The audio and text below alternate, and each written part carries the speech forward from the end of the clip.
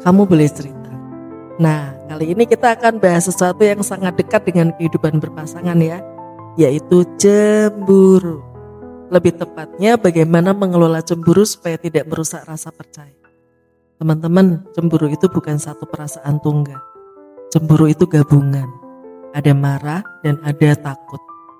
Marah karena merasa ada saingan, marah karena merasa tidak dinomorsatukan, takut karena takut kehilangan, takut cinta berkurang, takut perhatian berpindah, dan takut kasih sayang memudar. Makanya ketika seseorang cemburu, ekspresinya bisa macam-macam. Ada yang kepo, stalking gitu kan. Ada yang marah, ada yang ngambek, ada yang ngecek-ngecek, mencurigai, pengen tahu semuanya. Padahal di balik itu semua ada hati yang sebenarnya sedang takut dan marah sekaligus. Pertanyaannya, apakah cemburu itu boleh? Boleh gak sih? Boleh banget lah. Cemburu itu kan tanda cinta. Cemburu itu kan indikator bahwa hubungan itu penting bagi kita. Cemburu itu bumbu dalam hubungan supaya gak flat-flat aja. Tapi akan menjadi masalah ketika cemburu itu tanpa data, berlebihan, atau disampaikan dengan cara yang gak pas. Apakah cemburu tanpa data? Cemburu tanpa data itu ketika kita menuduh, berpikir buruk, membuat skenario di kepala, dan semua itu hanya berdasar pikiran kita aja. Muter-muter aja di dalam otak kita, tanpa ada satupun bukti. Kita gak pernah tahu apakah pasangan benar-benar melakukan hal yang kita duga.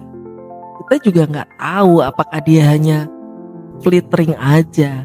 Kita juga gak tahu apakah dia hanya sedang menjalani kehidupan sosialnya. Tapi pikiran kita udah jauh banget. Dan dari situlah muncul dimulainya bahaya, danger. Bahkan ketika pikiran itu tidak diucapkan, bahasa tubuh kita tetap kebaca ya.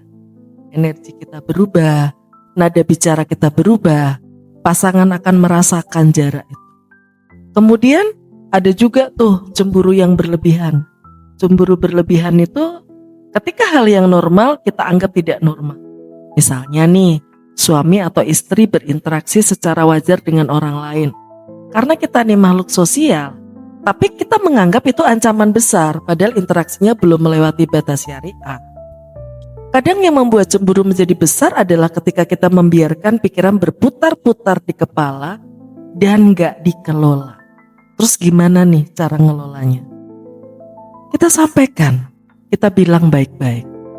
Mas, aku cemburu loh tadi waktu kamu gini. Beda ya sama, aku cemburu tahu. Atau tanpa kata-kata cemburu langsung diungkapkan rasa marahnya, nuduhnya. Bukan nuduh, tapi kita memberitahu, Mas aku cemburu loh.